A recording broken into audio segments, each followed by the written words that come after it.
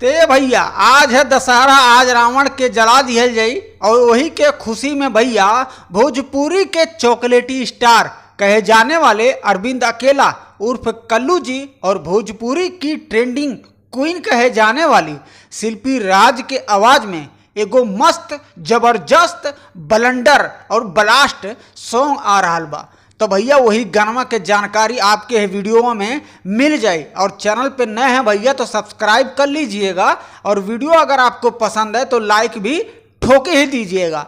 तो चलिए हम बात कर लेते हैं भोजपुरी के सुपरस्टार कल्लू जी और शिल्पी राज के आवाज में जौन गनवा आ रहा बा वही गनवा के पोस्टर हमारे स्क्रीनिया पे आप लोग देख रहा बानी। जी हाँ, गनवा तो भैया है सड़िया गुलबिया जौन गनवा का टाइटल है।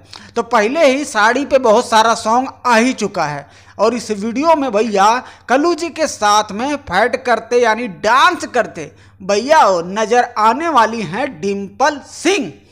इस गाने के राइटर हैं प्रिंस प्रियदर्शी जी, जिन्होंने इस गाने को लिखा है और वीडियो डायरेक्ट किए हैं रौनक रावत जी, इस वीडियो के डायरेक्टर हैं और गाने में म्यूजिक दिए हैं प्रियांशु सिंह।